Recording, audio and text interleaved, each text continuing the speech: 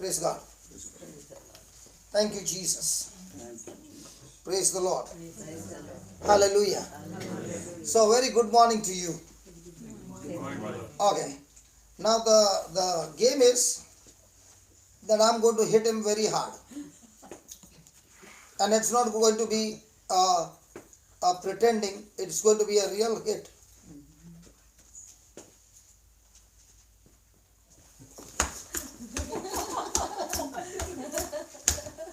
Is that sound there? Yeah. Yes. Hello, is the sound there? Yes. Is the sound there? Yes. Is he defending himself? No. Why not? Because he's knowing you. He's knowing you. Come here. You also know me. Come here. No, I can't. Where's Linus? Come here. Now you're in trouble. Back. Show your back. I had a lot of things to do which I was waiting for. Now, why is there a difference between this brother and that brother? Now let's see again. Is that sound there? Yes. Oh, Is that sound there? Yes, I can feel it. I can feel it. Oh, okay, yeah. Yes, Master. Now why is Linus doing that? He's defending. No. The reason is not strong. The reason is he is a trained black belt martial arts. Oh. Okay? My hits are nothing. They have people who are really experts. My punches, he must be not even feeling anything. Is that right? Yes. And he's just standing there. Now, can I have one more?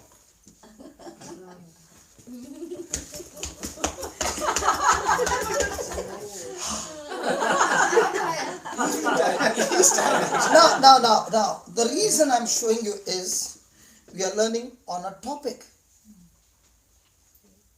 The topic is love. Has he built his muscles by going through rigorous training? Yes. In the beginning, was he like this? No. Not at all. He was getting hurt. He was getting hit. But did he increase his capacity? Yes. Now today, when I'm hitting him, even when I'm coming, he's already ready. Go ahead. Why? Because his capacity to bear has increased. Now look at Linus. Linus has already begun to attack or defend. Why is Linus not doing that? Because he knows if I take, I will be hurt. So before I get injured, let me defend myself. Praise God. Now all that he has done is where he has practiced to grow his capacity to bear. In the same way, the person who is walking in love is practicing through Jesus to bear and increase his capacity so that when the battle begins, he's saying, go ahead, I am here. You can torture me, you can insult me, you can abuse me, you do what you want.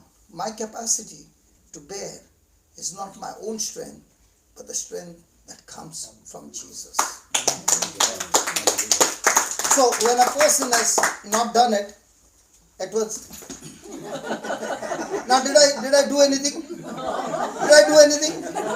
Now does that mean that my brother Linus can never come to this capacity? No. He has to go through the training, and the training is going to be painful.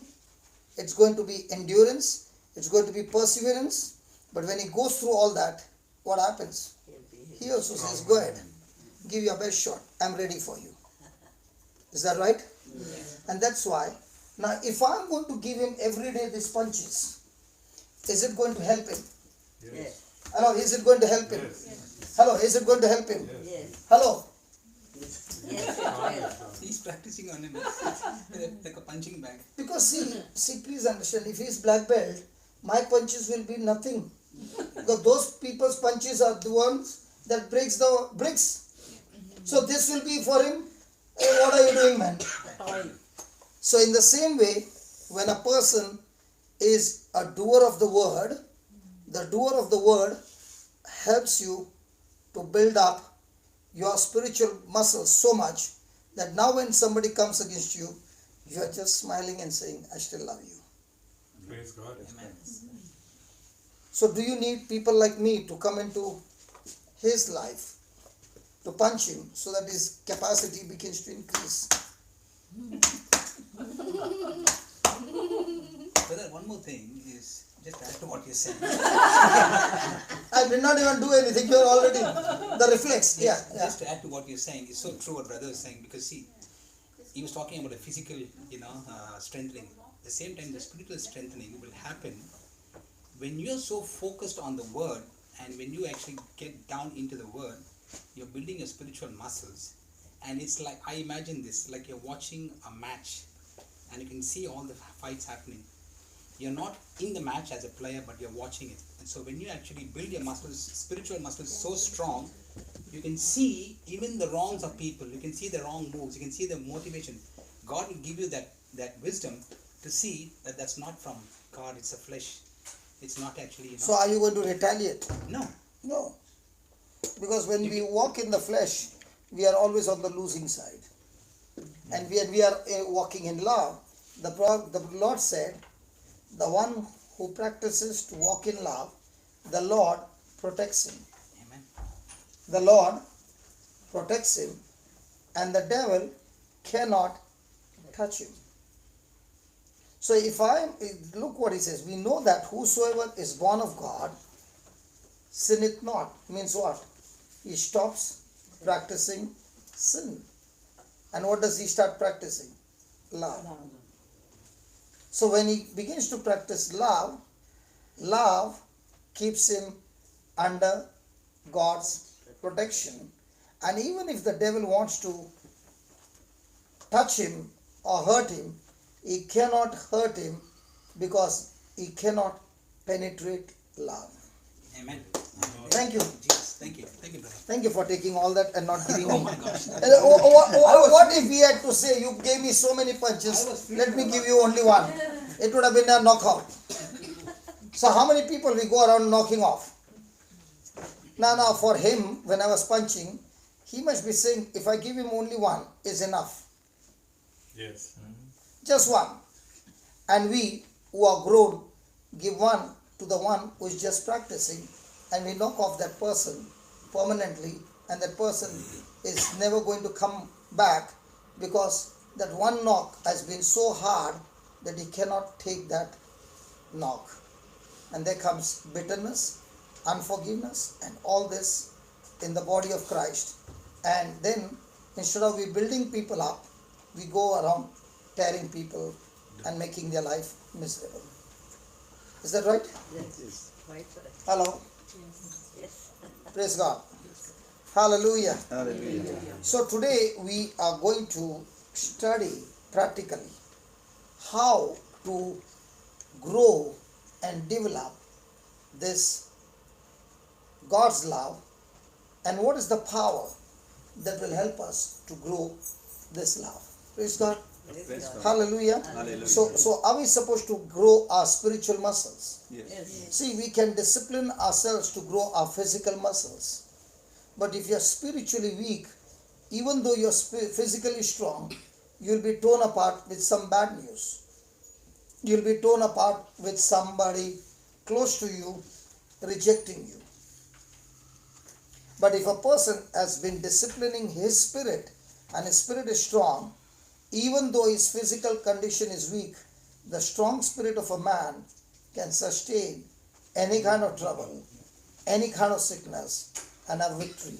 Whereas a broken or a weak spirit, he cannot raise himself up, he cannot come out of his problem, he begins to be tormented in his problem forever. Hallelujah. Hallelujah. Hallelujah. Hallelujah. Now we know that studying the topic of healing, when a person is sick, he will never say, those who have been coming regularly, that I am sick. But the person will say, in the name of Jesus, I am strong. In the name of Jesus, I am healthy. By his wounds, I have been healed. Now, why are you saying that? Because you are disciplining your mind, training your mind to believe God's word. So you are growing your faith in one area called healing. You are growing your faith in one area called forgiveness. So you are growing your faith in one area, the infilling of the Holy Spirit. You are growing your faith in speaking in tongues. But the key factor to grow our faith is to grow our faith in an area called love. Because when love gets diffused, all systems come to a standstill in God's kingdom, and at once the ignition key has started the engine of destruction in our life. Amen? Amen. Amen? Amen. So just as I use by the wounds of Jesus, I am already been healed. When I'm sick, I am speaking the promise of God by faith to get my healing. In the same way, I use the faith of God to grow in my love walk with God and with my fellow brother and sister. Hallelujah. Hallelujah. Hallelujah. Hallelujah. Thank you, Jesus. Thank you, Jesus. So how does this start? Point number one. Point number one. Put the word of God first. Put the word of God first, or give it the first place. Hallelujah. Hallelujah. Now, do we give the word of God the first place, or do we give our feelings and our emotions the first place? For example, I did all this. Supposing his wife was sitting here and she was watching the husband getting all the pasting, will she be having the same feeling?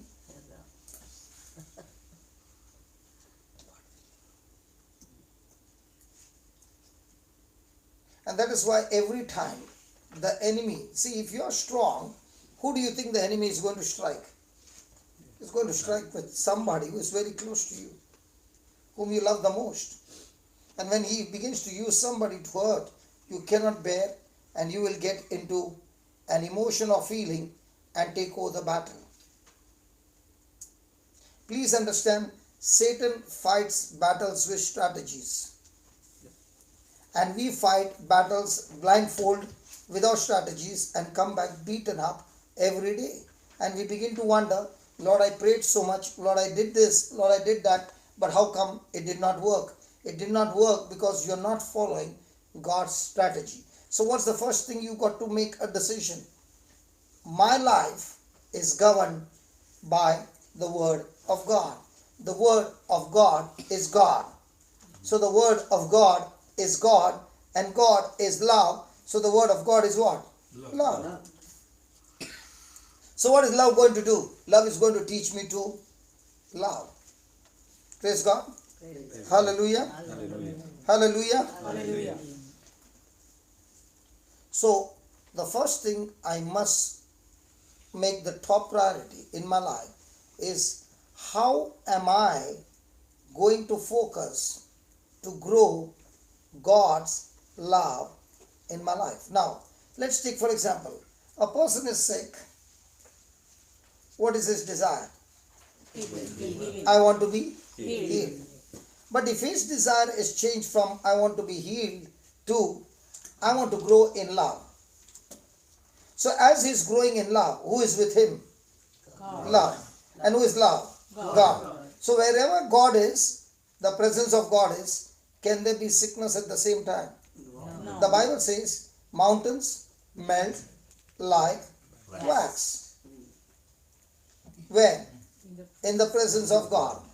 So when a person is not walking in love, so can stones turn out and become like mountains? No.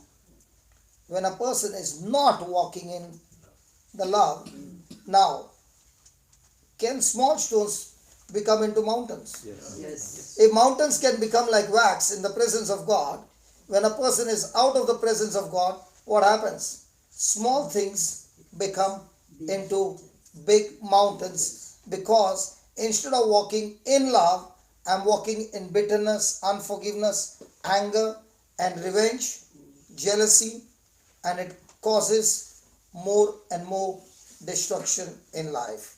Amen. Amen. Amen. Amen. Hallelujah. Hallelujah. Hallelujah. Hallelujah. Thank you, Jesus. Thank you, Jesus. So, how do I learn to operate in this love walk with God and with others? Please understand, the love walk of God cannot be operated on emotions and feelings. Everything in God's kingdom operates by faith. And faith is believing, faith is not a feeling. So the key to grow in the love of God is to be more and more operating by faith. Good, by faith. And how does faith come? Hearing the word of God. By hearing and hearing by the word of God. So if I'm hearing by the word of God on healing, now what kind of faith is growing in me? The faith to love. Now I'm hearing the word of God in healing. What grows in me? The faith To heal. to not only be healthy, but go around teaching others how to be healthy. So whatever I'm hearing, I'm only growing in the faith in that area of my life that I'm hearing. So how many of us are constantly hearing, love your enemies? And how many of us are hearing, by the wounds of Jesus I'm healed? Which one do we like to hear? When somebody strikes you on one cheek, turn the other cheek. Do we like to hear that? Or do we like to hear, God shall supply all my needs? Hallelujah. Hallelujah. Are we hearing, I can do all things through Jesus Christ who strengthens me? What do we like to hear? If faith comes by hearing and hearing by the word of God, so what should be my top priority of hearing the word of God? Which scriptures have to hear more? On love. Because everything in the Lord's kingdom operates through love. Praise God. They shall know that you are my disciples by your Love. There's that song, no? They shall know we are Christians by our preaching. By our preaching, they shall know we are Christians by our preaching. They shall know we are Christians by our going to church every day. By our prayers or by our love. Hallelujah. Hallelujah. And that's why when we go to church, we always see more and more of love. Amen? Amen. Really? Now open to Psalms 23 verse 6.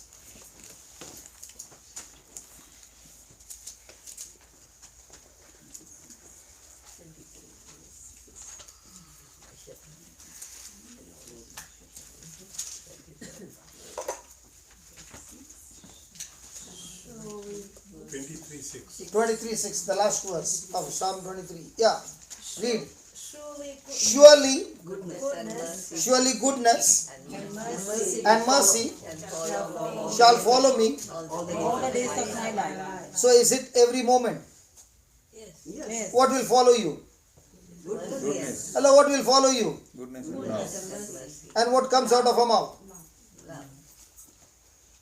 God says, because He is your shepherd and you are His sheep, He promises you His goodness, His mercy shall follow you All the days. all the days or some days. All the days. So what do we need? We need God's goodness and we need God's mercy. So when I'm supposed to be punished for the wrong things that I've done, God's mercy cancels the punishment and sets me free. And God is saying His mercy will follow us. All the days of our life. So is He promising you His love will follow you wherever you go? Yes. But do we focus on that, or do we focus on somebody bashing you up, somebody insulting you? Now, if you look at these heroes in the Bible, all these heroes in the Bible, they went through worst of the worst situation. If Daniel is put in the lion's den, is he looking at the lions, how hungry they are, or is he still looking at God? Still looking at Why is he looking at God? Because he believes that God is a good God, and if he has allowed me to go in the den, he knows something that I don't know. But I can trust him. Amen. Hallelujah. Hallelujah. For example, I went to meet your Christian dogs. I told the Christian dogs because they pray before having meals. No joke. They will not eat food till they don't, unless they say their prayers. And in their prayers, they like one word more than anything. Amen. Because when that amen comes, then they don't listen to anything. Then they are onto their plate. Even if the plate is in front, they won't take till they hear amen. I don't know about the other prayers they hear or not, but they are waiting for amen. And then amen can go for 10 minutes also. They'll be waiting patiently. Now, when I came to your house, and let's say I'm with somebody who is scared, will that somebody enter your house? I'm asking you, Brother Hector. No, ask the question again. If you came. I came with somebody else. Let's say I came with my brother Lawrence, okay. and he's scared of dogs. Yeah. No, scared of dogs. Now, will he enter the house? No. No. Now, what will you tell him? They're friendly dogs. Come over. They are friendly dogs. Are you so sure? I know my dogs. Now, what did he say? I know my dogs. They have a whole history. They have never bitten anybody. Now, will he have confidence? Yes.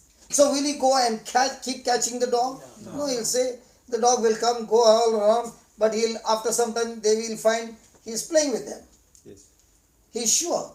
In the same way, Daniel or these heroes in the Bible, they knew one thing, that if God has taken me to this place, I know one thing, God is full of love. He has not taken me through this journey to kill me or harm me. He's taking me through this journey where I can learn to trust Him in spite of what my eyes are saying. Praise God. Yes, God. Hallelujah. Hallelujah. And that's why the psalmist David says, He is my shepherd. I know Saul is after my skin with his army to kill me, but I know one thing, God's goodness follows me every day. Amen. Even though there are people who want to take revenge, it's not the people, but the spirit, the evil spirit using somebody to torture me, but I still know that the Spirit of God who is on me is more far good and can stop that at the right time, but the only time He can stop is when I turn my feelings to the Lord. I am not moved by the feelings, but I am moved by His word. Hallelujah. So that's why He says, surely goodness and mercy shall follow me all the days of my life. Surely. Now, imagine one person in the country and the king and all the army is searching for this one person. Where can he hide? No. Where can he go? Even if he comes out in the open, everybody knows he's David. Can you imagine what is his condition? And yet he's saying, danger is all around. Death is just waiting all around. But I'm so sure God's goodness is far greater than all the things that I see that is coming against me. And that's why he's saying, the love of God is bringing God's goodness and God's mercy. They follow me all the days of my life. And because of which, I'm sure I will dwell in the house of God forever. Hallelujah. Hallelujah. Hallelujah. But if the Lord is not your shepherd, then you will begin to doubt His goodness. When the shepherd is taking the sheep might be having to go to the narrow path, and it looks like everything is dry, It doesn't look like there is any water all around. But does the shepherd know everything? Yeah. And that's why he's leading the sheep. In the same way, does your shepherd know everything? Yes. And he's leading you. But what are we doing? When we are passing from the green pastures to the next pasture, there's a dry land. And when we see the dry land, we want to turn back. And that's why he says, if you want to grow in God's love, make this decision. God, it is your word, and your word is you, and I'm going to cling on to your word. That means I'm clinging on to you. I'm stuck to you. Wherever you tell me, I will surely go. And when I'm gone in that direction, trusting you in your written word, Lord, I thank you. Surely goodness is following me. Amen. Hey, I got some bad news. Okay, you must have got bad news. But the Lord said, goodness is following me every day. Hello, goodness is following me every day. Yes, I made some mistakes, but His mercy is new each morning. Hallelujah. Thank God for His mercy. Thank God for His compassion. He's not dealing with us according to our sin or according to our action. He's dealing with us with His love. And because He's dealing us with His love, He doesn't force us. But because love is dwelling in us, we are saying, Lord, I got the freedom to go back into that. But because I love you, I want to say, I, with my own choice, is saying no to the pleasure of sin and yes to you. Amen. Hallelujah. Hallelujah. Thank you, Jesus. Thank you, Jesus. Thank you, Jesus. Thank you, Jesus. Hallelujah. Hallelujah. So can we grow our confidence today in the goodness of God? Amen. Can we grow our confidence in the mercy of God? Yes. And if that is so, then why should we turn our back to the word of God just because you saw a few Goliath in your life? A few what? Goliath. Goliath. David saw the giants.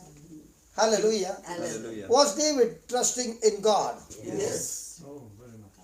Now, do you know the devil had planned in David's life that he would surely lose the battle? No. Hello. Tell us I can show you a passage in the same chapter where David would have lost the battle, 100% guarantee. He would have lost the battle, 100% guarantee. And that's what the Lord wants us to learn, the strategy that the devil uses. 1 Samuel chapter 17.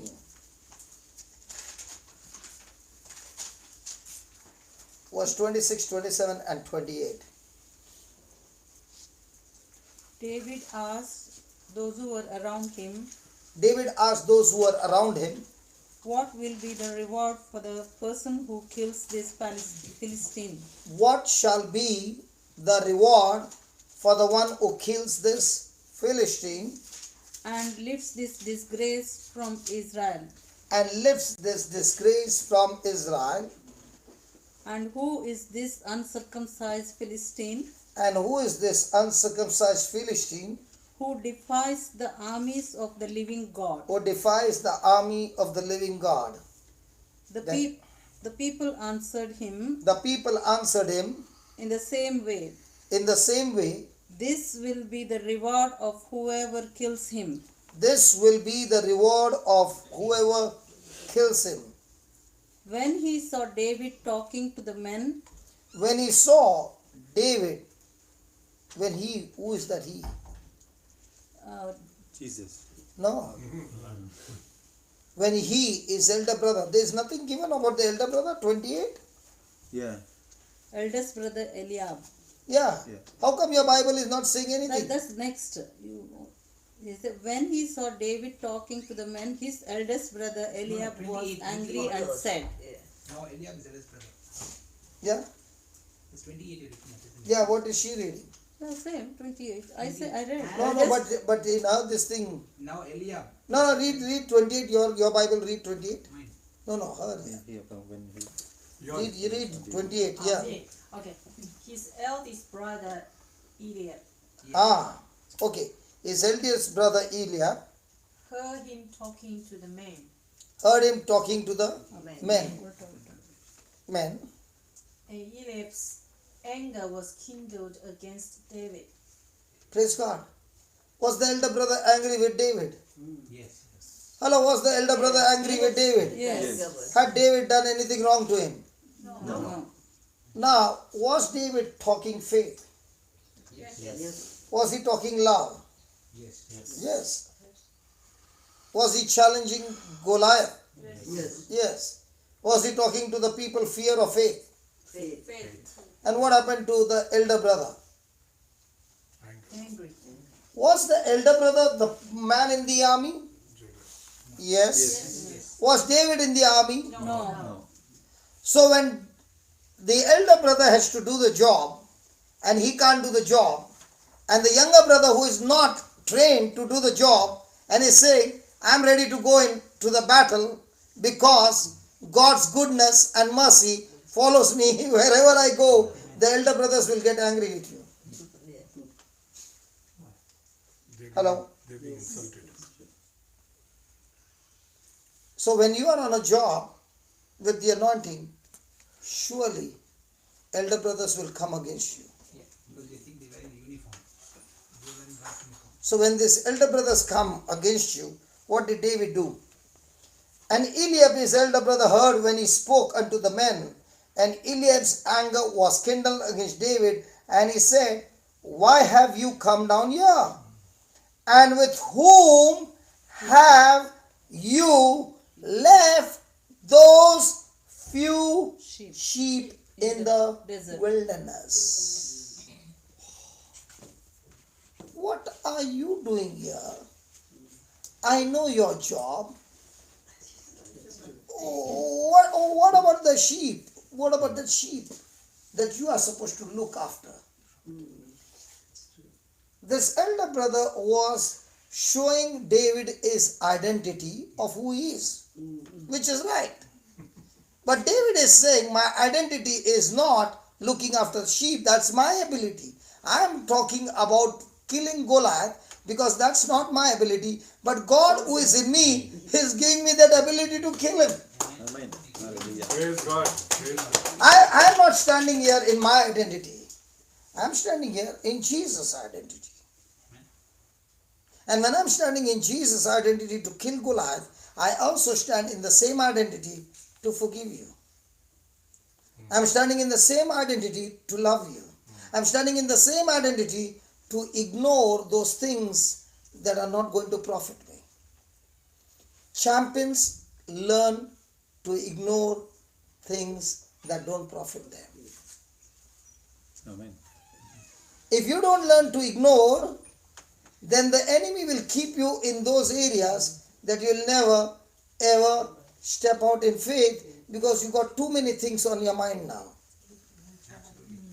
Because she said something, she did not even smile at me.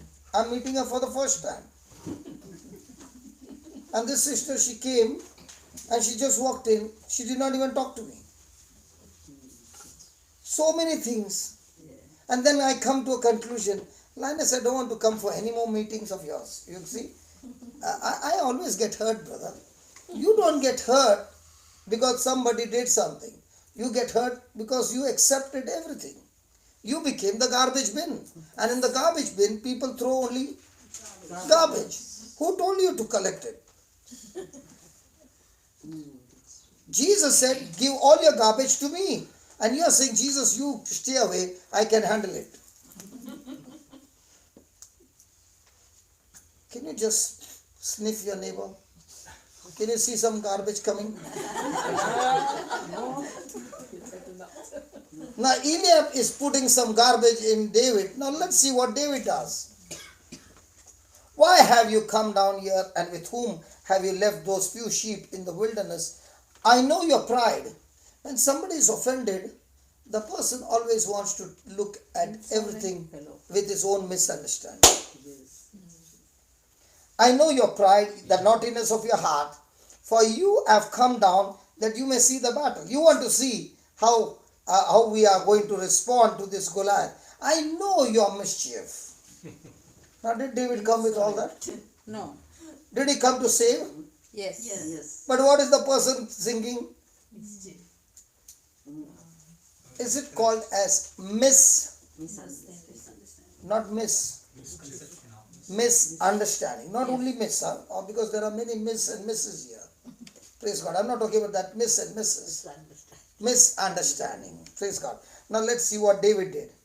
And David said, what have I now done? That means before this also he has got a lot of thrashing. Yeah. And he's so used to that thrashing, he's saying, I understand all those times you gave me a thrash. Today I only came to deliver sandwich here. I was only the McDonald boy, Pizza Hut boy, the delivery boy, the courier boy. I just came and I saw and I said, what is the reward for this fight? Praise God. Hallelujah. Is the elder brother looking at Goliath? Yeah. Is David looking at the same Goliath? Yeah.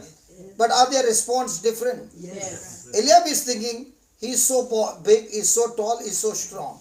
David is thinking, my God is so big, he can fix him up in no time.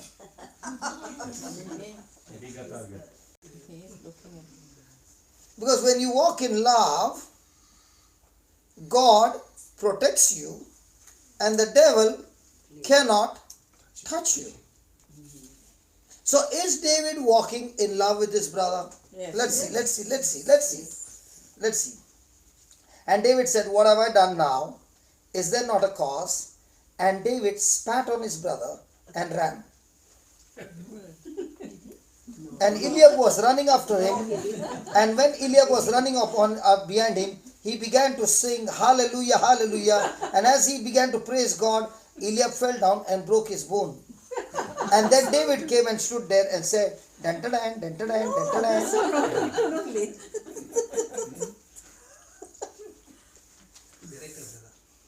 Which Bible, brother? That is the Bible we all that is the Bible we all follow.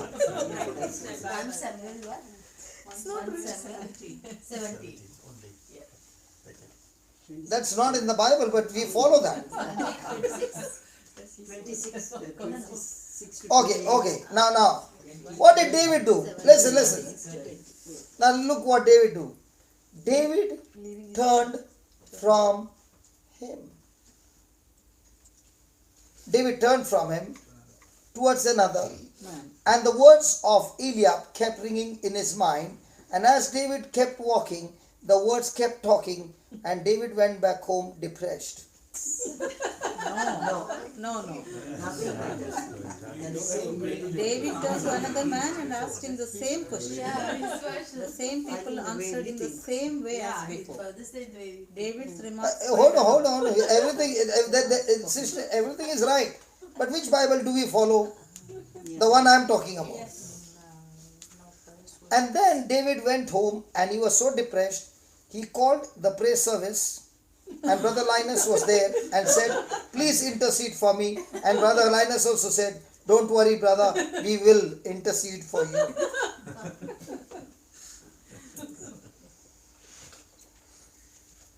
One is carrying the hurt, and then you pray to God to get him out.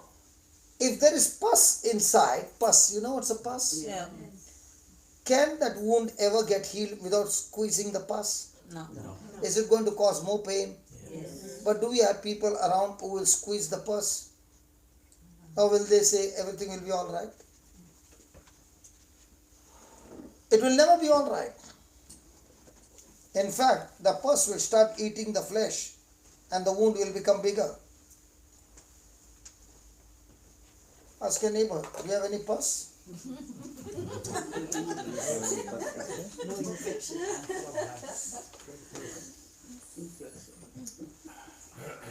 Hallelujah. Hallelujah. Hallelujah. Hallelujah. So how much does it take to get pus? If David had not done what it says, he turned away from his brother towards another and spoke after the same manner. Now what his brother spoke, did it stop him from doing what he had planned to do? No. How many people come into your life and keeps you busy with arguments and all that, and the job gets held up? Today I was asking Suzanne, what time are you going to work? She said, at 1 o'clock. Don't feel bad, Roshi. I said, did you call Roshi? She said, no. Did you call Lavi? She said, no. Surely you would have called Subi. She said, no. Then she said, why are you asking me whether I called them or not? I said, because simple. Because when you want to go and do God's work, you're calling everybody. So to go to hospital to do your daily work, you must be calling them and saying, please can you come with me to work? I don't understand people, when they have to go to do the world's work, they don't call anybody, are you coming with me? Yeah. Anybody going to work? Yes. Yeah, you are going to work. Good. Do you call Linus? I'm going to work. Please, can you come with me? No, that job is assigned for that person only. That's why he cannot take another person there. But, Sorry. no, the answer is good. That answer is good. That answer is good. But now, he wants to go to Mr. X's house because that X is sick. So he'll call, Linus, are you coming? No, brother, I'm not coming. Even I'm not going.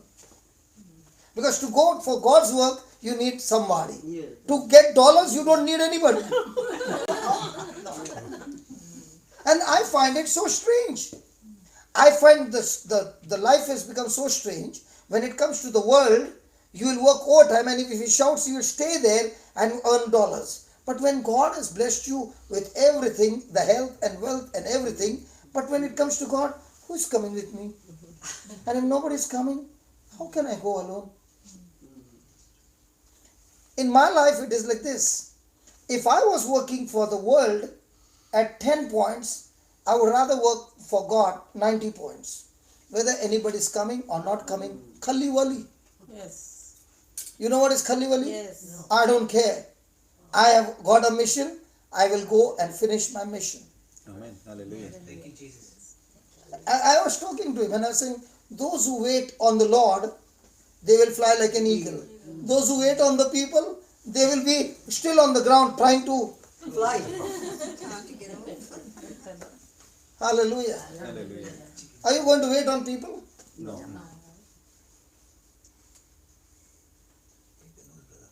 Huh? So take note of the nose. Take note of your nose means? I know. What's the meaning of that? Take note of your nose? Why do you know? What's happened? Are you going to go out? They said, are you going to go this time or are you going to stay at home? No, brother, they said, we're going to go out. So, no, brother, we're going to go. We're not going to wait. We're going to go out and, heal the sick.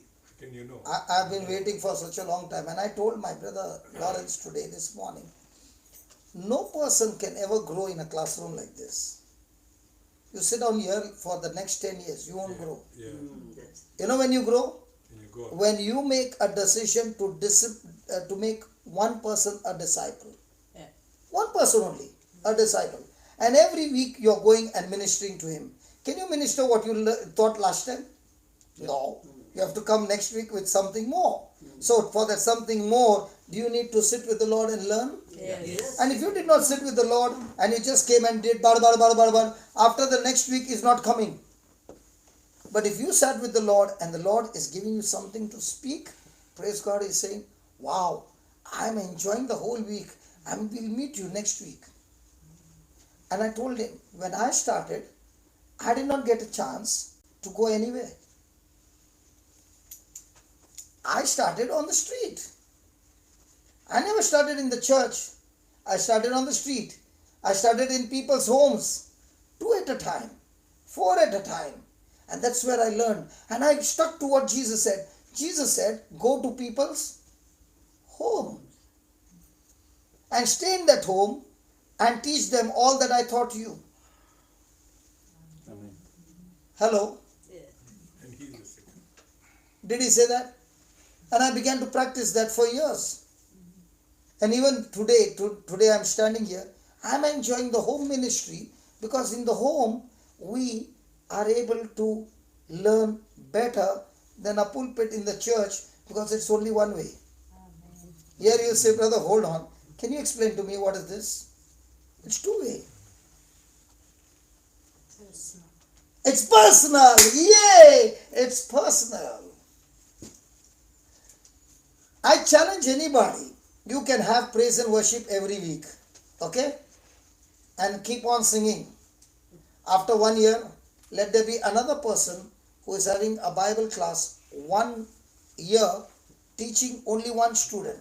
I guarantee you, more than the student, the one who is teaching has grown up, and those who are singing are still in offense because somebody put Brother Hector's guitar loud and that fellow's mic was not working.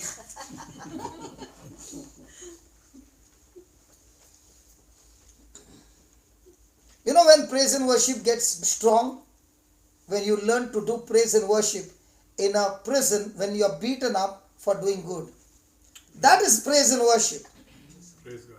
When everything is going crazy in your life and you're praising God and saying, God, I still can trust you because surely goodness and mercy shall follow me all the days of my life. Hallelujah. Hallelujah. That's my trumpet. You was playing trumpet, no, yesterday? Yeah. Last night? Did anybody tell you anything? No. When I play, why are you getting offended?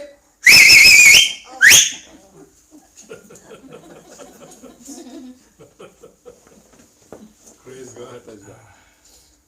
Strong lungs. And did you see the tune, brother? Absolutely. You can make a song out of that. Yeah, praise God. I'm coming with that. Hallelujah. Hallelujah. Thank you, Jesus. Thank you, Jesus. So can we walk in love? Yes. Can we stop arguments? Yes. Arguments only bring enmity, misunderstanding. Look at David. He ignored. He turned from him towards another and spoke after the same manner, and the people answered him, and again after the former manner. And when the words were heard which David spoke, they rehearsed them before Saul. Now, did David go in search of Saul? No. But did his faith words reach Saul? Yes. So can your faith words reach to your calling, your purpose, your destination? Yes. Hello, did you get that? Yes. Hello, did you get that? Did Saul say, did David say, hey, Lawrence, do you know King Saul? He did not say anything. He just kept speaking the faith words.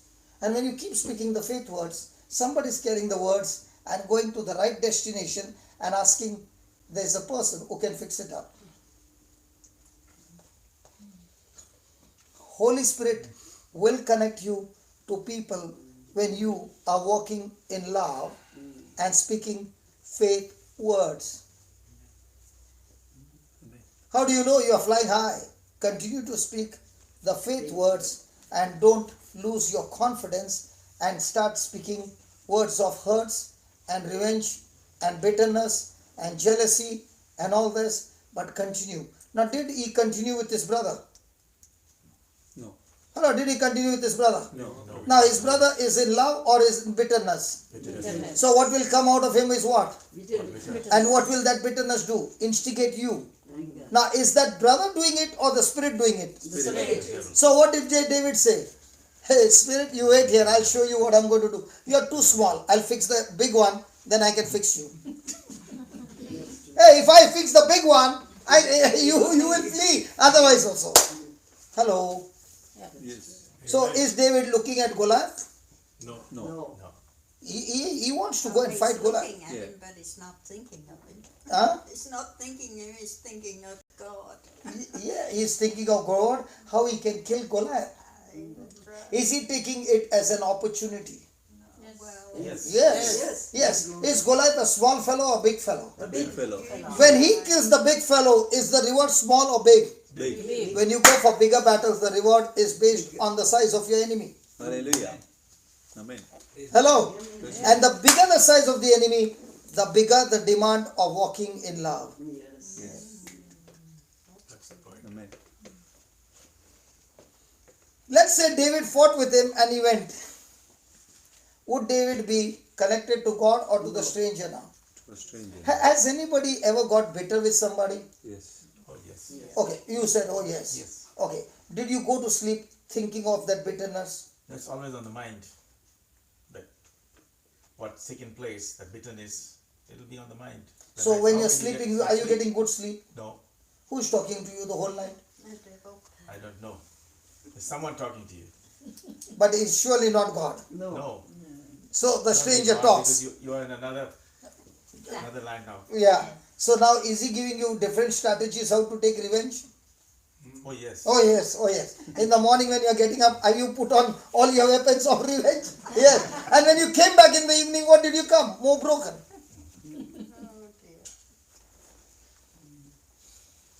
So which one is better? Love. Love of God. Praise God. Aren't you looking like a fool in this world? Yes. Yes. In the beginning you look like fool. When the rewards start coming, they say, can you give me the secret how it happens to you and doesn't happen to me? I am also saying the scriptures. I am also praying. In fact, I am fasting and praying. But your fuse is blown off. Where's the fuse? The love fuse. How much does it take for the devil to put pressure on you to get you offended? And if after all these years it is very little, then it's just like Brother Linus standing here and I just did like this. He's already like this. And what about this brother? Strong man. He's strong. He's But has he gone through that training? Yes. Or he started praying, God, thank you Jesus? Or does it require training? Training. So for training, does he need somebody to keep punching him? Otherwise, how will he get training? So do you have some trainers to punch you? Yes. God bless you. Yes, that's right. Because you get stronger. So David had Eliab. Hello. Yes. Yes. So do you have somebody? If you don't have, let me pray for you. Or you have enough? Good, good, good. Brother, and just a quick add to what you're saying, brother, is when you're going around doing good, okay, there are going to be, as you said, Can you speak loudly? I said when you're doing good, Ah. when you're doing good, there's going to be someone going to come and say, you know, look, this is not right and that is not right and things like that. But when you actually, you know, still operate in love with that person, okay, and when that person begins to see the testimonies, that person's heart is changed, as you said, you know, the person's heart will change, and that person themselves come up to you now and say, you know, I have referred you to someone, I referred someone to you to, you know, to go and minister. So that's what I'm experiencing. Praise God. Praise God. So don't waste your time. Okay, so keep doing that good. Keep doing that walking in love. And is there a scripture for that? That- Galatians 6 verse 9.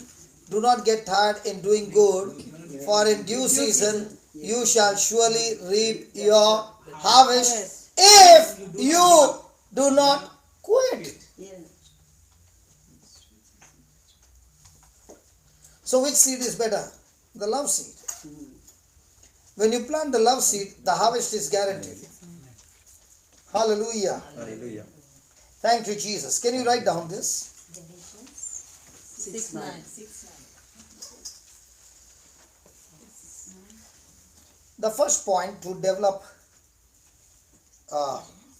God kind of love is put the Word of God first place. Put the Word of God first place.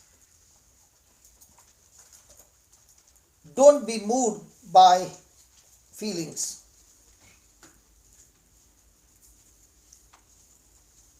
Don't be moved by feelings. Do we fail in this? Yeah. Hello, do we fail in this? Yeah. So can you tell yourself now, I'm not moved by feelings, I'm moved by the Word of God. I'm no. Come on, let's say it.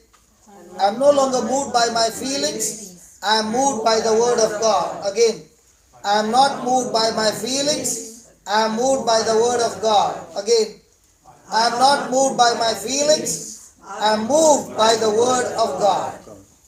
Good. Write down.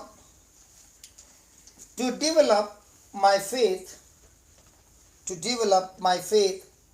in God's love, to develop my faith in God's love, or anything else, to develop my faith in God's love or anything else from God, or anything else from God, I have to learn. Just underline that word learn. Put it in capital letters. I have to learn. I have to learn what the word, I have to learn what the word says about it. I have to learn what the word says about it. I have to learn what the word says about it. Praise God. Hallelujah. Hallelujah. Thank you, Jesus. Thank you, Jesus. Praise the Lord. Thank you, Lord.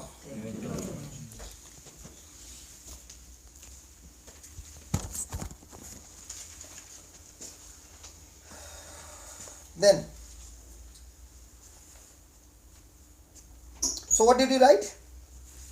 To develop my faith in God's love or anything else From God, from God, I have to learn what I have the to word says. Learn. I have to learn. Now let's see what Paul says. I like this. Philippians. How many of you know what is Philippians 4:13? I can do all things through Christ. I can do all things through Christ. 428. Okay. I like that. But before 13 comes, does 11 come before or 13 comes before? 11. And if I don't do 11, I can say that 13 and it doesn't manifest. How many of you believe 11 comes first, then 13?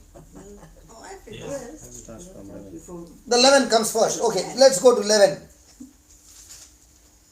Or let's go to 10. But I rejoiced in the Lord greatly, and now at the last your care of me has flourished again, wherein you were also careful, but you lacked opportunity. Now this is what Paul is saying to the people of Philippines. Listen, I am rejoicing in the Lord greatly. And what is the reason? Because all this time you have been taking care of me. Okay?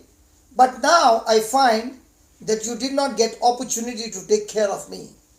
Praise God. Then he says, not that I speak in respect of want, for I have learned in whatever state I am therewith to be content. Are we learning to be content? Yes. Like my brother Hector, he just gave us an advertisement and he said there's a shopping going on, praise God, and the dollars from $5,000, this shopping sale is for $1,000. When you hear that, what comes to you first? Wow. Can you give me the address where? And he also said, first he said about electronics, that excited me. Believe me, it excited me. But then he said about the dress, that did not excite me at all. Now when he spoke about electronics, believe me, I was thinking about the sound system for the ministry, not for myself. Hallelujah. And then I came to know he was talking about shopping. When you come in the presence of God, you are in the shopping mall of God. And Paul is saying, I have learned when the shopping is full, and I have also learned when I did not get anything in the shopping. So I have learned how to be stomach full. I have learned how to be empty. But in all this, I have learned to be content. Are we content? Whenever a person is depressed, what's the reason? Is he content or discontent? When a person is bitter, why is the reason? What's the reason? Content or discontent? So do we need to learn to be content? And if there is any person having issues, take a trip to Africa, take 3 days off, go there, stay with the interiors of Africa, and I'll tell you, you will be full of content. So when you come back, you say, oh God, I'm so happy you have given me so much and I've been grumbling all my life. Because God will ask you just one question. Can we exchange for 1 month? You go there and I will send them to your place. Do you know what will happen? By God just giving this proposal, so many will get a heart attack.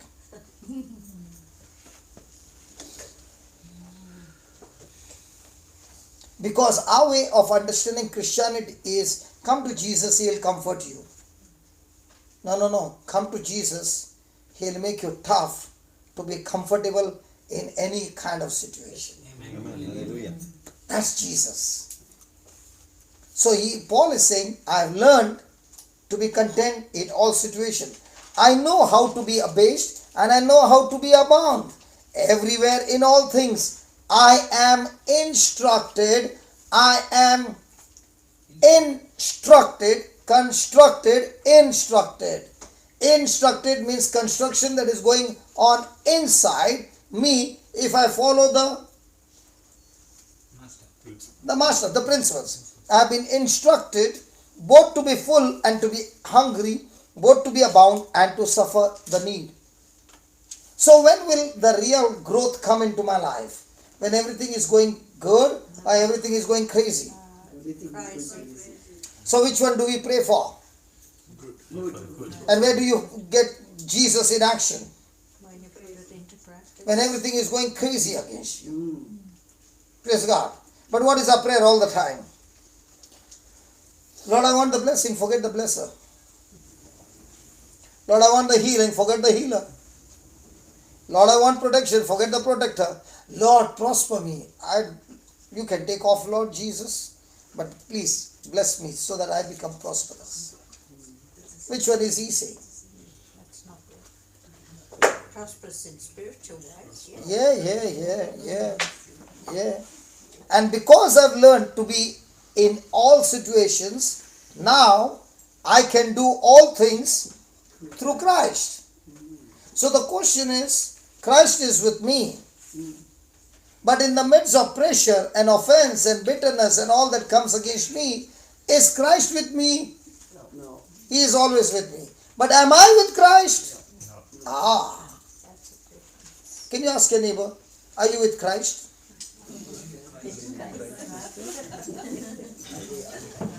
Are you with Christ? Brother Hector, you are not asking anybody, are you with Christ?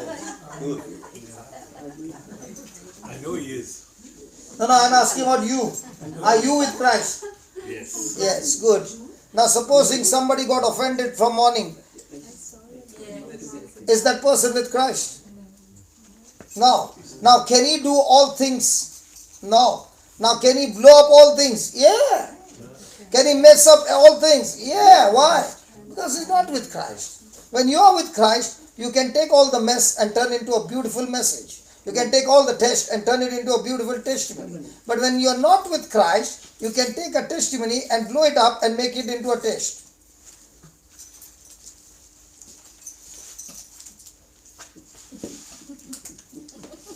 Did the prophet Joel make a test when God said, go to Nineveh? Where did he go? Jonah. Where did he go? We went to Tarshish. Now, was he following instructions? No. Did he get into trouble? Yes. So, who got him into trouble? God. God. Very good. Blame on God. Everything blame on God. Who got him in trouble? Himself. Huh? In the same way, when I'm not walking in love, who is getting me into trouble? Myself. Can you tell your neighbor?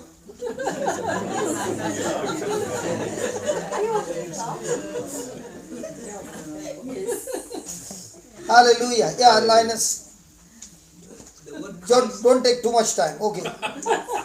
Yeah. The word Christ, brother. I can do all things through Christ. Through his empowerment, through his anointing, Exactly. through his spirit, The anointed one and the anointed. through his spirit. Praise God. Okay, praise God. He's testing you. Hallelujah. Huh? He's testing. Testing you. Yeah, I know.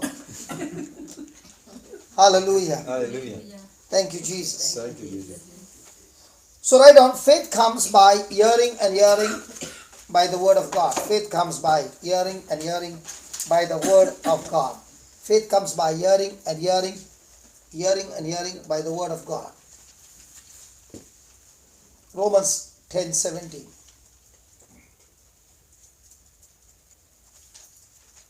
Yes. Why is it always in my head? By. By. Why? Hearing the word. Oh, okay. Hearing the word of God and hearing by the word of God. Okay. Let me explain to you. Good question. Okay. Let's say you went to the doctor and the doctor gave you a bad report. Just an example. Okay. That you're going to die in 2 months. Because the reports are really bad and they discovered a tumor. He spoke to you once and he gave you the report. Now, when you got out of the clinic, did the doctor walk with you? No. But is his word walking with you? Yes. Now he spoke once. Now is his word talking to you in your mind? Yes. Now as you're walking and the word is talking, can tears roll down? Yes. Now you called up somebody, your loved one. Are you talking the Bible words or the doctor's words? Okay. Now you spoke everybody at home and everybody is praying, you are praying and you're going to sleep. Now when you're going to sleep and you're falling asleep, are you hearing God's word or the doctor's words? Huh? Depends what you're. Yeah, depends. If you have not been in the Bible, there is no depends. It's straight away Yes. the doctor's word. And after 1 week, will your condition be the same or very bad? And then you went for another test. And then you found that there was nothing wrong. There was no tumor. And then you went for another test and they found no tumor. And the conclusion came that the test which was done was an error. But in that period of time, did it destroy your health? When you had no tumor, how come it destroyed your health? Because that word called tumor had control over your mind so much, it started malfunctioning every organ in your body and everything went crazy. So faith comes by hearing, and hearing by the word is just like the doctor's report talks to you even though you don't open the report. In the same way, the Bible scripture talks to you even though you don't open the word. And it's talking to you day and night. That's when faith starts growing. Amen. Okay? So if you are growing on surely goodness and mercy shall follow me all the days of my life. You are hearing it over and over again and you are closing your eyes and still that word is talking to you. Now where will your faith grow? Your faith will grow in surely goodness. Surely mercy will follow you. You are not praying, but they are following you. Like, can you see my shadow back? Can I tell the shadow don't come? No, I can. By switching off the light. In the same way, when I stop thinking of God and His Word, signs and wonders will stop. If I'm believing in God's Word, signs and wonders, even if I tell them don't come today, they'll say, I can't stop. It has to come.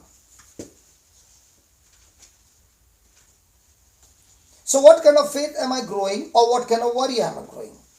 I can grow with my same mind, faith, and I can grow with the same meditation, fear.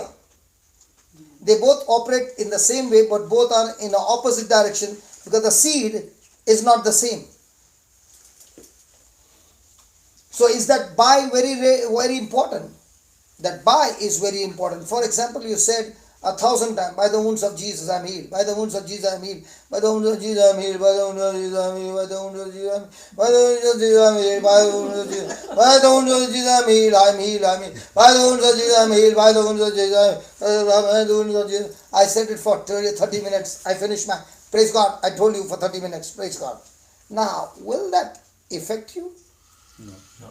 Because you said, but you never heard what you said spoke to you. Now when you are sitting there quietly, can you get thoughts outside this class? Yes. That means you are getting it, huh? The mind is Okay. The mind is wandering. So how do you stop the mind from wandering? Focus. By hearing. Now, Concentrate. now, Here. now, Focus on now. Can somebody say, how can you stop the mind from wandering? focus. Concentrating on what you are saying. Now, no, impossible. You cannot stop. Come on.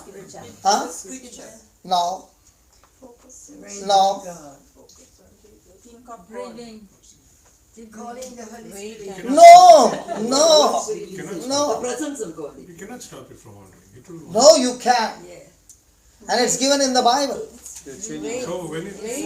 can, What other person? You can, you can. You can. Okay, let's put it this way. I'll give you a hint. And I'm so sure Linus will jump on a seat and say, I got it. Okay. I'm so sure. Listen. No, I'll give you. Now. Supposing there's a small boat by the river. Now, is he keeping the boat? It's in the water. Is he tying it with a rope Yes. to a tree Yes. or something? Yes. Or putting an anchor? Yes. Why is he doing that? So it doesn't So hold, stabilize. float away. But the current is so gentle, you can't even feel it. But why is he putting the anchor there? to stop it from drifting. Stop it from gentle drifting. Yeah. So there is something called a gentle drifting. So I am sitting and fishing, okay? And I am so lost in that fishing, 3 hours are gone, and after when I look behind, am I in the same place or I have gone meters away from the destination? But the current is very slow, very slow. And all of a sudden I find the current is increasing. What does that mean? You change your mind. Mind is No, I'm in this boat. I'm talking about only the boat. I'm talking only of the boat. And I was fishing, and now all of a sudden I find the boat is going at a high speed. What does that mean? That means there is a waterfall very close. Because when there is a waterfall, the water doesn't go slow. Now it goes at a high speed. But when it was, say, 500 or 100, Away from it. not 100 meters, about say 10 kilometers away, the current was not that fast. Are you following? Yeah. It was broad, but when the waterfall came, it was narrow. yeah. Now, when the current has started fast, now even if I'm trying my best, can I get through? Very difficult. Because the force of the water is much higher. And there comes the waterfall. And when the waterfall comes, you are flying like an eagle. And that's your last flight. Till you crash. Till you crash on the rock and it's finished. That is how the enemy starts drifting. The word is drifting. In Hebrews chapter 2, verse 1. What was that again, brother? Hebrews 2, chapter 2, verse what? Hebrews. Coffee. Read it please, somebody.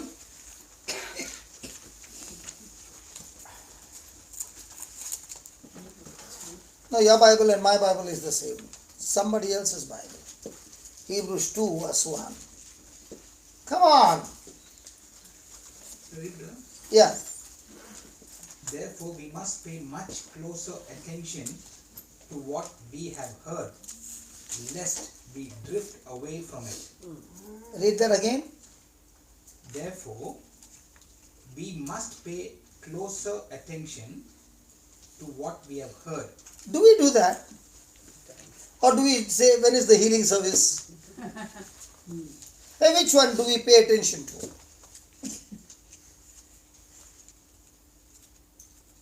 Hello, which one do we pay attention to?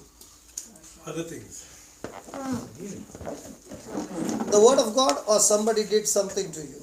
Somebody did something to Somebody spoke something, somebody corrected you. Now, can that irritate you? Now, where are you paying attention? That. To to what you heard. Now what you heard was the word. Praise God, you can't be drifted.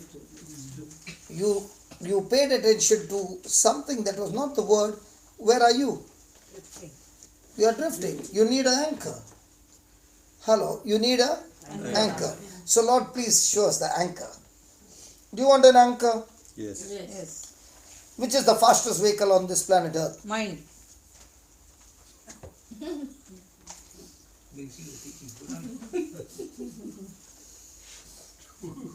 is that? She wrote the notes for him.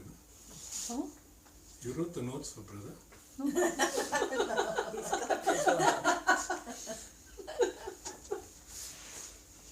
Okay, let's go and find the anchor. Are you ready? Yes. Let's find the anchor. Let's go to Hebrews chapter 6 and verse number 13. 13. 6 verse 13. For when God made promise to Abraham, 13, 6 verse 13.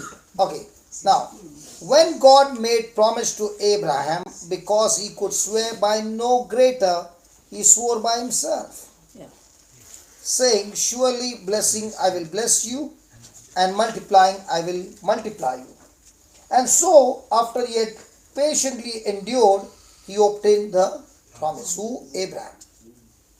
Okay, let's say, I don't know what is your Australian system, but in India, if I want to take a loan, the bank will ask me bank guarantee. Surety. Is it there? Yeah? Yeah. So whom do you give as surety? Some friend, yeah. Huh? Someone will No. give you money back. I think business money. Huh? Or you need a person for surety. Yeah. No. The institution will No, be- I don't know about here, but does the bank ask for surety, Yeah. bank guarantee? Yes. Why is he asking for bank guarantee? In case we fail. If you are at default, then the one who is standing as a guarantor Will bear. takes the responsibility to pay it. Right? Yes. So your guarantor is always above you or below you? So God is saying, when I gave a promise to Abraham, I had nobody above me, so I became the person to give the promise, and I only became the guarantor. Yes. Swore by himself.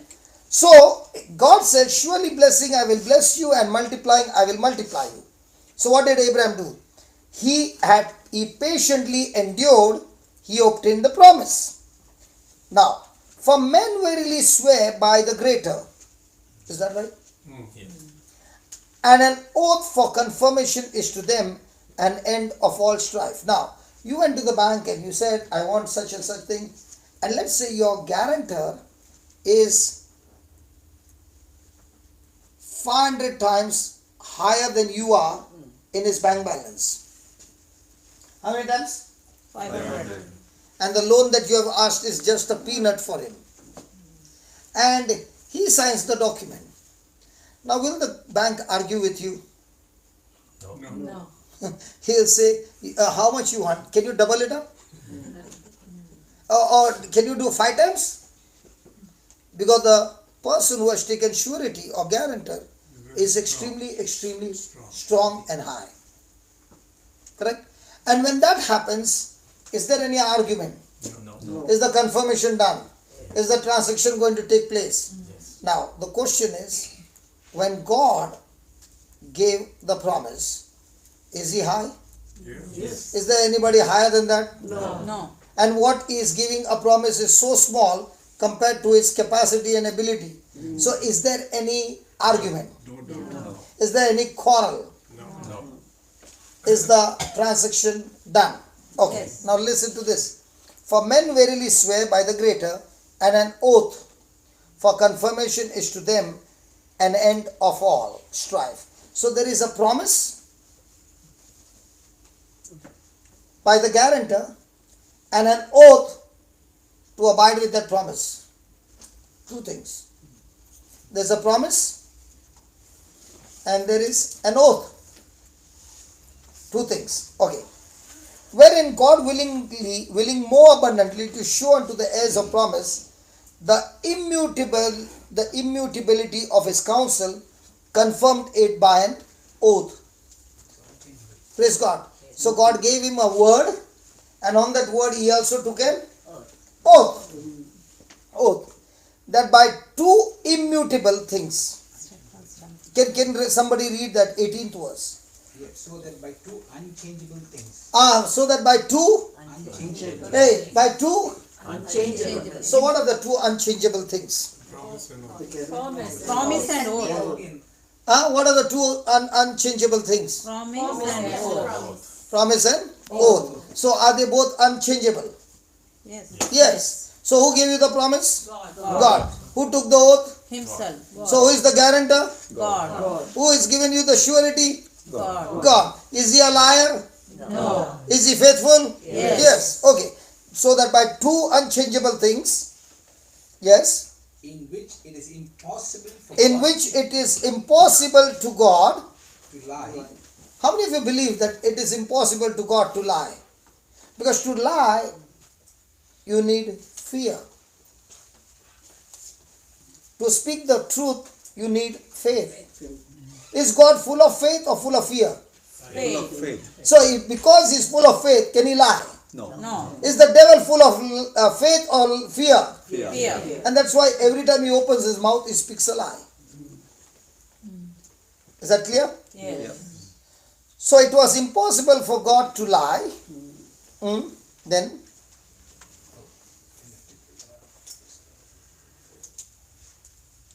Promise and oath is enough to encourage us strongly. what happened to you, Linus? No, I just moved this. Yeah, I know. It's a lie.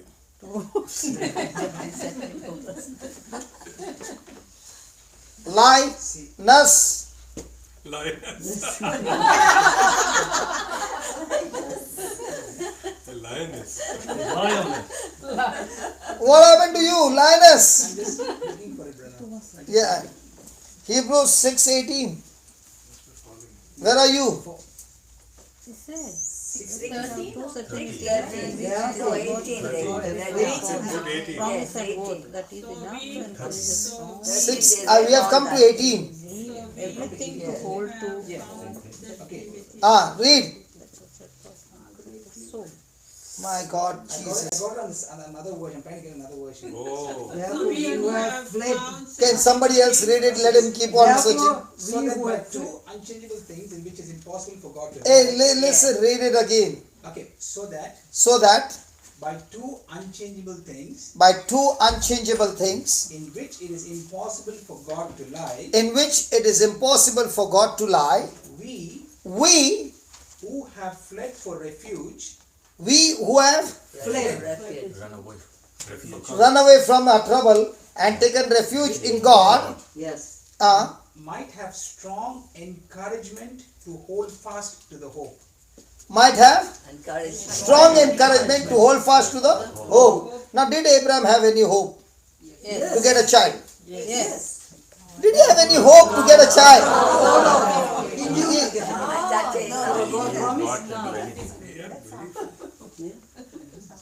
How old are you? Okay, how old are you? I don't understand what happens if you if you ask somebody an age. Okay, I'm just trying to explain. Let's say you are, let's say a lady is sitting here and she's 89. Her husband is sitting there 100 and she's 90. And the preacher says, you are going to have your own baby. What will happen to them?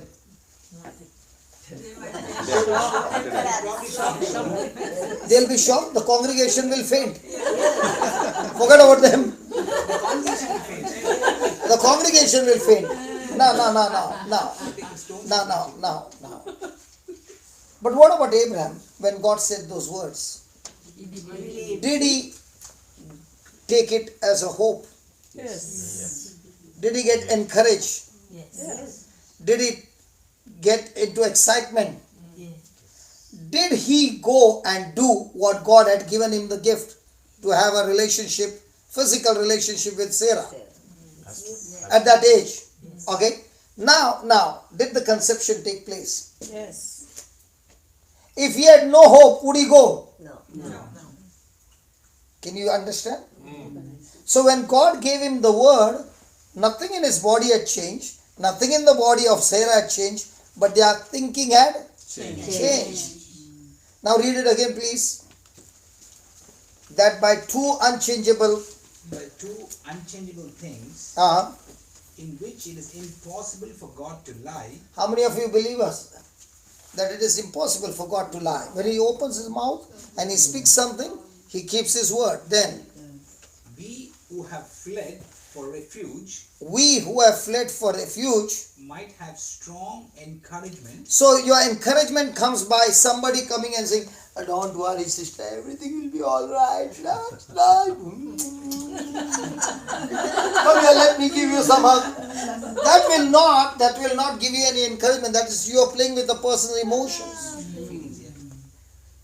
He's saying, we who have fled to God and taken refuge in God, there are two things which are unchangeable, and when you understand these two things are unchangeable, one is his word and one is his oath on that word.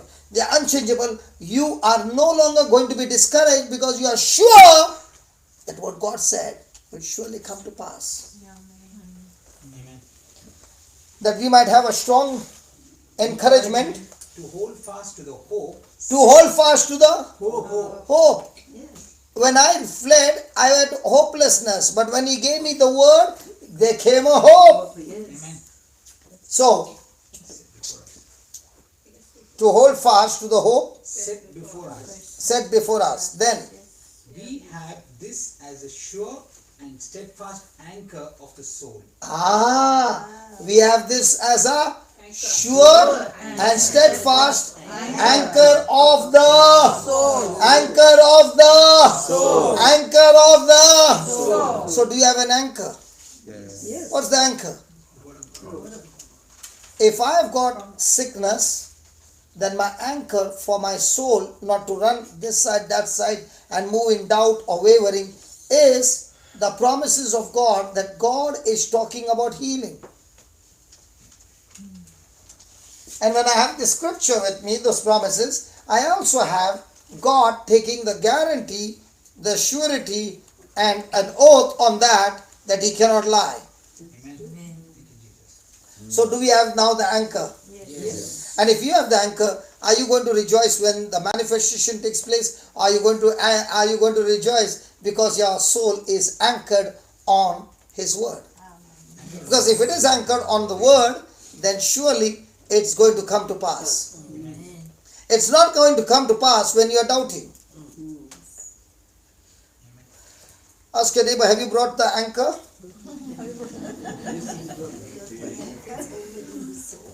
What is your neighbor saying? I came without an anchor, but now, coming here, I got a new anchor. So why did you come this morning? I came to anchor my soul. Why? Because my soul is running at a high speed. I can sit here and look at you, brother, but I'm already in New York. Yes. And the best part is, my neighbor doesn't even know. Yeah. Exactly. And my brother, I'm sitting here and I'm already in my kitchen thinking about what I'm going to cook at night. I'm sitting here and thinking, where is my husband now? I'm sitting here and thinking, what are my children doing in school? And this mind can run at such high speed that even when the takeoff is, you don't have to fasten your belt. You are just like that and the flight is taken off. And the best part, your neighbor doesn't even know you are not here. Sometimes it so happens you're talking to the person and the person is just looking at you and then you're saying, tell me what happened, and the person is still looking. Then you begin to ask, are you listening to me? Oh, tell me what happened. Now, where was that person? New York. Hallelujah. So what is going to anchor your mind? Word of The God. The word of God and his oath. Now, is he teaching us that the greatest power in the universe is love? So are we going to anchor our soul with the promise of God called love? And if it is not anchored, then when the battle begins, then And when you're anchored, you are. Steady. So most of the time, are we anchored or? The Linus, just come here. You have been disturbing my class too much. Now let me. Now did I do anything? He's scared.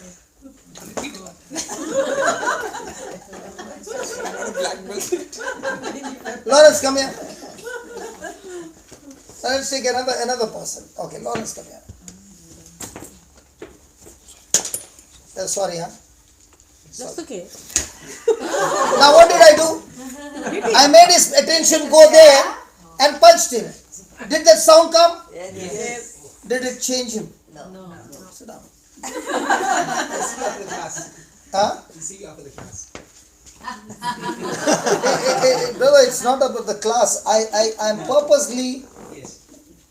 punching him because he himself told me, your punches are like feathers to me, because what we go through a training is a person with one punch, they break 2 or 3 bricks at one time. What is your punch? Nothing.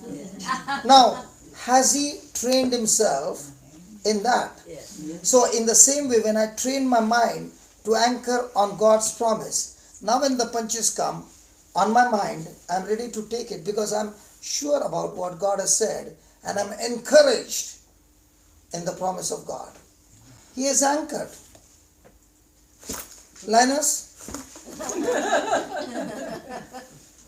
the instant this is, You back. but what about the person who is anchored? Why are you not moving? I'm fixed. What about my hits? They don't hurt me anymore. Why? Because I've overcome it with love. Amen. Now, even though his body is strong, can it be that his mind be strong? No. His mind can be extremely weak, so weak that he can use the same training to bash up people. But now his body is strong, his mind is strong. Now, can he use his body to go for the Lord day and night with a strong mind, encouraged mind, and win souls for the kingdom? Yes. Hallelujah. Hallelujah. Thank you, Jesus. When you see me in Ireland and all, the temperature is around 2-3 degrees, and you will see me in half sleeves. Okay. Yes. Now he asked me, why do you do that? I said, it's not that I don't have a jacket, but I don't get that temperature all the time. So I'm teaching my body to be comfortable even in that temperature and be at peace and continue to do God's work. What am I doing? Putting pressure on my body so that my body gets trained to accept it and not run from it. And what do we train? We train a body how delicate, darling, it can be. And what is he training? How strong you can take the hits and still be fit. Amen. So do you have now the anchor of the soul? Yes. Yes, read that, brother. A hope. Okay, we start from 19. 19. We have this as a sure and steadfast anchor of the soul. No, you missed the first word. Read again. We This have so. We have this as a sure this as a sure, and steadfast anchor of the soul, steadfast anchor of the soul. a hope that enters into the inner place behind the curtain. Praise God. So how do you enter the Holy of Holies? By anchoring your soul. So let's say Brother Hector is taking the praise and worship and I am the singer. And he's got a mic, I have got a mic. And this man is on the sound system. He has put his mic loud and my mic is very low. Hardly can come out. Okay. Now we are both doing what? Praise and worship. And in my mind, is my mind anchored on praise and worship or the mic? No mic. Because when the mic is low, the voice can go only up to the ceiling. If the mic is loud, God is asking Michael, how come the voice is coming of so only 2 people because only 2 people have got the mic. Others don't have the mic, and that's why it does not go beyond the roof. And God is in heaven. How can He hear? He can only hear when you have got a mic. Amplifier. Didn't get it. Explain that again. A person can have just a whisper with his mind anchored on God's word, and God can hear him so clearly, whereas the whole church is singing loudly, and God is saying, what's happening today? Nobody is singing praises, and Michael is saying, but Lord, I can see they are praising, but he's saying, how come the voice is not coming? Because all kinds of offenses have blocked, made soundproof. No, hallelujah. Ask your neighbor, are you going with soundproof that your voice cannot reach heaven?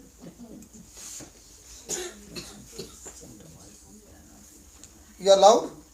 You can be extremely loud, but loud, then it will flow. Hallelujah. Hallelujah. Is it interesting? Yes. Yes, good. Is anybody hungry? No, very good. The soul is anchored. The soul is anchored, and soul is saying, I'm more interested in the word of God, because I can eat food from home and come. So anchoring the soul is stillness, is it? Keeping the soul in stillness. No, brother, anchor the soul is like he punched me. Everything in my mind is to give him back. And the soul got anchored because Jesus said, forgive him 70 times 7. Jesus said, love one another as I have loved you. Jesus said, the only commandment I give you is love. Jesus said, love your enemies. So you are anchoring your soul with what Jesus said in his written word. Yes. Okay. Okay? And the devil doesn't have the written word. So he speaks all oral words in our mind. So which word is running in your mind? Word of God. And if the word of God, then your soul is anchored. And if the written word of God is not running in your mind, then your soul is without anchor, and that's why comes frustration and bitterness and all those things. Praise God. Praise God. So even though people do bad to you, is the word of God saying that does not decide your destination? Yeah. Because he said, blessed are you, and people will insult you, abuse you, and speak all kinds of things against you falsely on my account. Rejoice and be exceedingly glad, for great is your reward in heaven. And so they treated the ones who were before you, the prophets who were before you. Praise God. Now I'm so sure I'm not only a child of God, I'm a prophet of God. How do you know? Because for no reason there's persecution. And why is there persecution against you? Because the devil can sense that I'm a threat to his kingdom. If I'm not a threat to his kingdom, he said, go and carry on and keep everybody busy. If you are taking a Bible class and there is nothing coming against you, then you should ask a question, is my Bible class affecting anybody? And if it's affecting anybody, get ready, persecution will surely come. That's a mark of a Christian. Hallelujah. And when it comes, how are you going to respond? You're going to respond by anchoring your soul with love and being sure that God has taken an oath that those who are born of him does not practice sin, but he who has begotten them, he protects them and guides them and leads them. And when these who are born of God submit to what he instructs, the evil one cannot touch them. The evil one can only touch them when they refuse to walk in love. So if the devil is going on bashing you and it's affecting you and it's causing manifestation of disaster in your life, just check your love walk. No promotion coming into your life, check the love walk.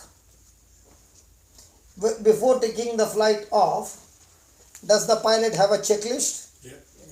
And when he is taking even the flight reverse, you see him moving the flap, checking. When it comes and he takes a U-turn, then again he checks the flap. Have you seen that? Yes. Why is he doing again and again? To ensure. To ensure once he's on the runway, he cannot check after that. After that if it doesn't work, he's in a mess. So every time do we need to have a check? What check? Love check. And if the love check is perfect and is strong, your flight will surely take off. Can a flight ever fly with the wind, without the wind? No. There has to be wind. And who creates the wind? The engines. And it creates in the direction of the flight or against it? Again. So in the same way, when things come against you, you are on the runway, it's time to fly. But if at that time you don't fire the engine of love, you will never take off. Praise God. Nice example. Ask your neighbor, your engines are on?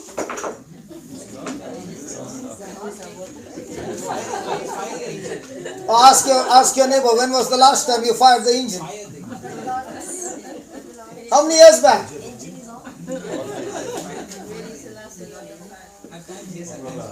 Hallelujah.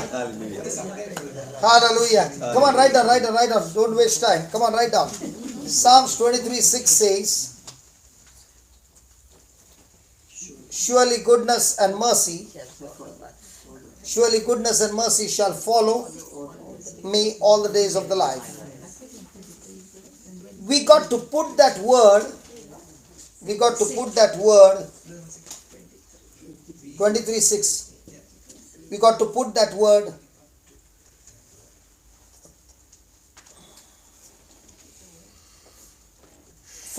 to the first place. We got to put that word to the first place.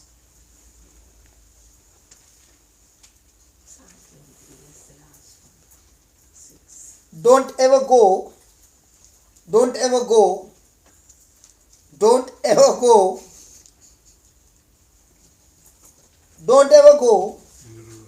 by how you feel.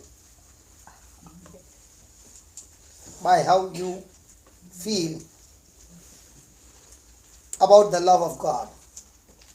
Don't ever go how you feel about the love of God.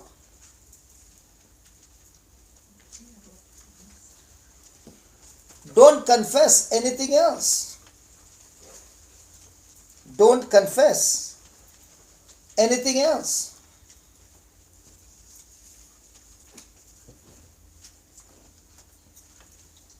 Don't confess anything else. Be confident. Be confident in the fact. Be confident in the fact that God's mercy and goodness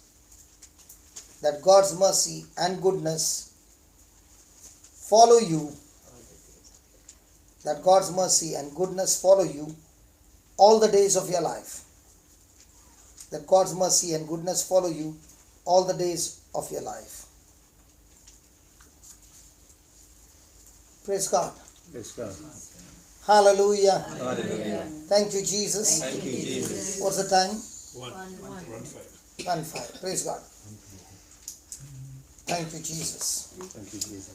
Heavenly Father, we thank you, we praise you for teaching us such a powerful truth that we make God's word the first place in our life.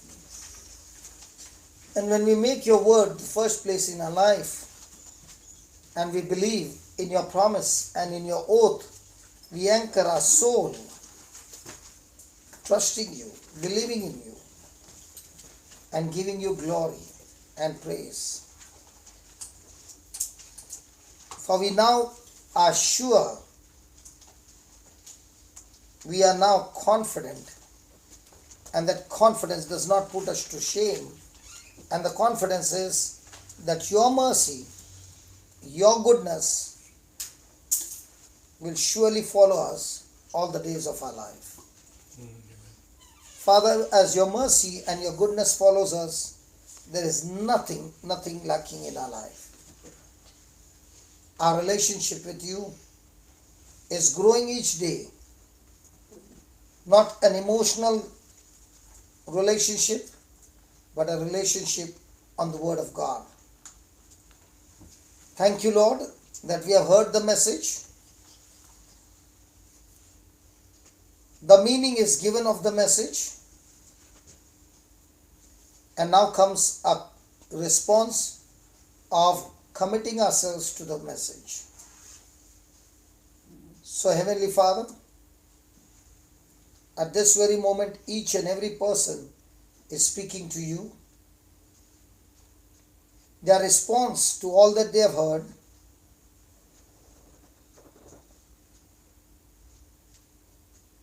and all that they have heard is a sure anchor to our soul. So, Heavenly Father, I thank you and I praise you, and I believe with all my heart that the seed planted this morning is gone so deep into the heart that it brings forth a rich harvest of 100-fold. We thank you, we praise you. In the glorious name of Jesus. Amen. Amen. Thank you, Jesus. Thank you, Jesus. Thank you, Jesus. Thank you, Jesus. Praise you, Jesus. Praise you, Jesus. Hallelujah. Hallelujah.